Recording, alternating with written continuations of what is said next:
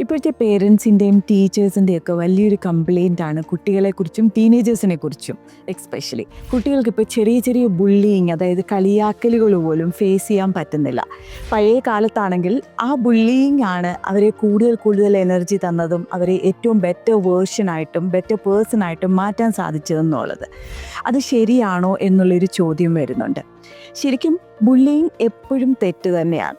പഴയ കാലത്ത് പലപ്പോഴും ഈ കളിയാക്കലുകൾ നമ്മുടെ തെറ്റിദ്ധാരണയായിരിക്കാം.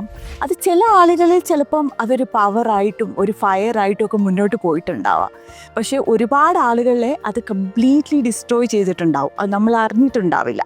അത് പല ക്ലാസ് റൂമുകളിലും അങ്ങനെ സംഭവിച്ചിട്ടുണ്ടാവും. ചില ടീച്ചേഴ്സിൻ്റെയൊക്കെ ഒരു വലിയൊരു റിജക്ഷൻ കാരണം, അല്ലെങ്കിൽ ഒരു ഇഗ്നോറൻസ് കാരണം പല കുട്ടികളും പല രീതിയിലേക്കും പല അഡിക്ഷനിലോട്ടൊക്കെ പോയ കഥകൾ നമുക്കറിയാവുന്നതാണ്.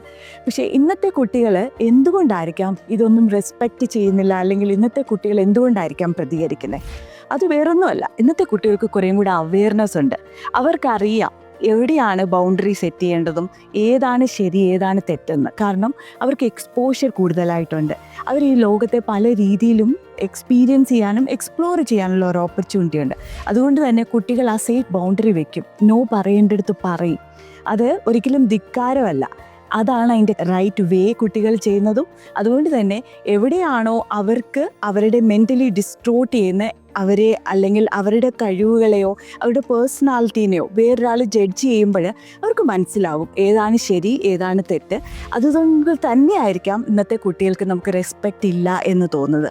പലപ്പോഴും ഒരു കാര്യം കൂടെ എനിക്ക് പറയാനുള്ളത്, ഇന്നത്തെ കുട്ടികൾ മുതിർന്നവരെ റെസ്പെക്റ്റ് ചെയ്യുന്നതിലും കൂടുതൽ അവരെ റെസ്പെക്റ്റ് ചെയ്യുന്നവരെ തിരിച്ച് റെസ്പെക്റ്റ് ചെയ്യുക എന്നുള്ളതാണ്. അതിനൊരു പ്രായമല്ല അവർ പരിഗണിക്കുന്നത്. അത് ചെറിയ കുട്ടിയാണെങ്കിലും അവരെക്കാട്ടും മുതിർന്നവരാണെങ്കിലും അവർക്ക് എങ്ങനെ കിട്ടുന്നോ അതിൻ്റെ റിഫ്ലക്ഷൻ ആയിരിക്കും തിരിച്ചു കിട്ടുന്നത്.